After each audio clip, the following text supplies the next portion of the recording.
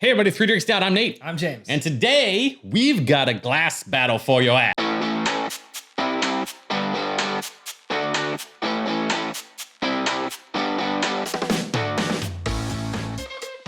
Like I said at the top, we have a glass battle today, and it was kind of brought on by the idea that we see other whiskey tubers preferring to use other glassware.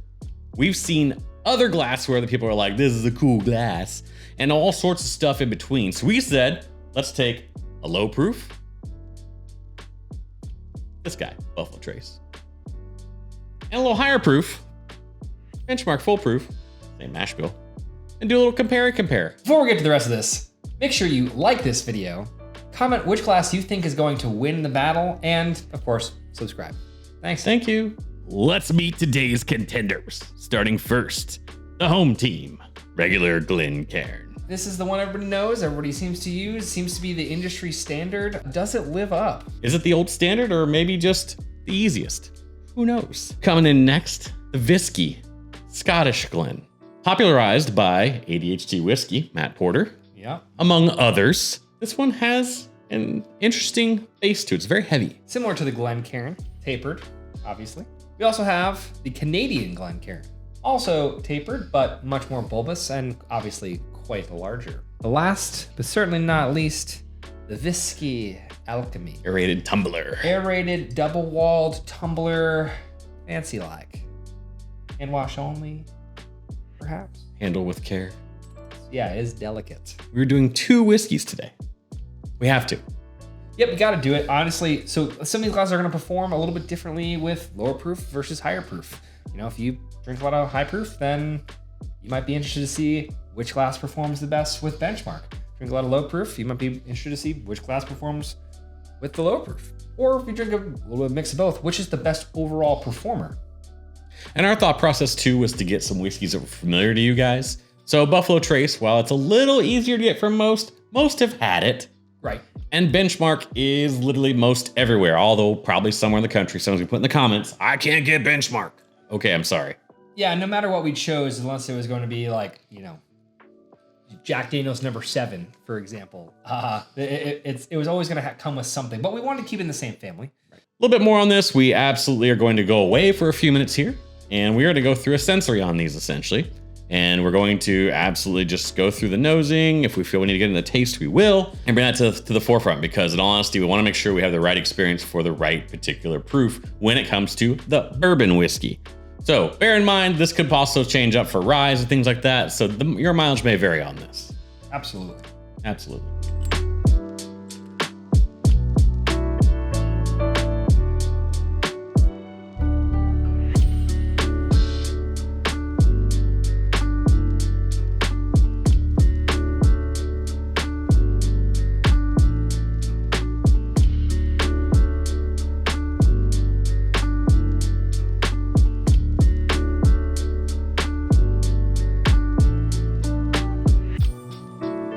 And now, moment we've all been waiting for, to the results. But wait, before we get to that really quickly, all the links to all the glassware we used here will be added in the description at the bottom.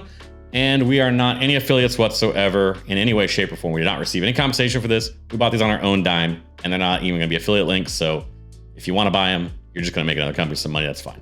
So here's how we're gonna do this. We're gonna do the overall rankings first. This is a combined score from both the low proof and the high proof. For both Nate and I's scores. So from a utility perspective. Right, so this is just the mean, the average of both. So coming in at number 4, a little bit of a shock, potentially, the old Glencairn. Old Trusty came in the back. Not the dead last on one of them, but came in last on the other. Serviceable. Don't think I had any majorly bad notes. I think my issue with it more than anything else comparatively to the other glasses is that it seemed to accent the wrong points of the bourbon, or at times just, you know, take the flaws and really bring them to the forefront. That's not really what you're looking for in the experience. Maybe for judging, perhaps, which is kind of interesting, but not really for an overall experience of drinking whiskey. Coming in at number 3 was the Canadian Glen. I think what I really enjoyed about this glass is at times it really felt like it brought the entire experience together and let all the alcohol off gas very quickly. There was a period of time in which I actually thought that the Canadian Glen was extremely good for the high proof, but after it sat for a while, it actually wasn't. All that ethanol kind of escaped through that less tapered glass, through that bigger bulbous glass, and it kind of left a lot to be desired. And it left the taste a little flat. It did. So interesting. Still number 3 overall. Indeed. Number 2. Drum roll, please. One of the 2 Viski products. It is the Alchemi. That double-walled, delicate, hand wash only. It did its thing. It has those little the little fins in the bottom, so it agitated things more. I really did feel like this particular glass really pushed out some of the sweeter notes. Did a nice job off-gassing. Didn't perform poorly by any stretch of the imagination. It was a category winner. We'll get into that in a minute. We'll tell you which one. Indeed. And the first overall was, in fact, an old Scottish blend. That thing is an amplifier. So yeah, what it does is kind of like just rockets that nose into your nostril, and it is pretty wild. Rockets the nose. Rockets that nose is right it in the a nostril. snot rocket? Yeah. All right. Yeah. Yeah. No, I mean, to James's point, honestly, it just really amplified everything. Now, I will say it really condenses that off-gassing fast. So those first few pulls were really, which is why you see the swirl, and it does a masterful job swirling, the best of the group. Did a fantastic job at really pushing to the forefront all of the nuances in the nose aggressively, actually. So they were no longer nuances. You were getting every single thing out of that whiskey. No question. It was almost effortless, where I had to take a longer, harder pull of fragrance off the others. This one I didn't have to pull as hard, and if I did, I really got a huge sensory experience. And I feel like it might have slightly concentrated the flavoring when it's on your tongue a bit. But I think that's also a fact of it hitting your passage, the way it hits it. Yeah. So we did taste a couple of these, and there was slight differences here and there, but I do believe the overall nose experience has a lot to do with the way that they actually perform from a flavor perspective as well, because that is a lot of your whole sensory, is your nose. So category winners. Category winners. So we'll start off with the low proof, which was Buffalo Trace. Well, could have guessed it. It's the Alchemi. So really just brought all that sweetness to the forefront.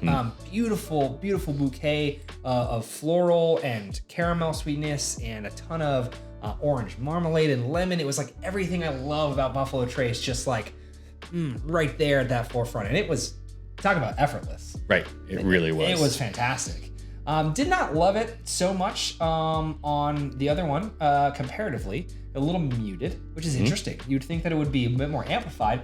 But I have to think that with the way that is also set up, where it's not tapered at all, so all that ethanol can go, and you can aerate very aggressively with the fins, if you will.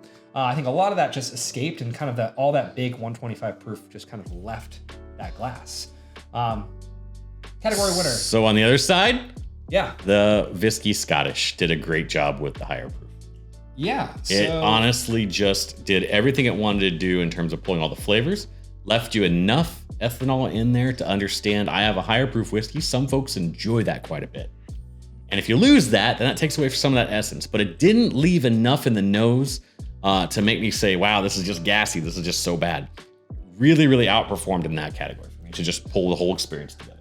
I'm extremely surprised. I thought the tapered glasses were going to do much, much worse at the higher proof, really bringing forth that ethanol to your nostrils. But man, it is the exact opposite. The ethanol just off-gassed too quickly, and the ones that weren't tapered and really kind of muted it, which is really interesting to say the least. So I hope this was really insightful for you. It was really fun for us, to be completely honest with you. It really was. And we kind of have an idea of what we want to use for glasses moving forward, and for what product. And as we use them more, we'll kind of probably have more preferences. And we might sprinkle it in here and there. But this has been a glass review for you. I'm gonna kick your glass.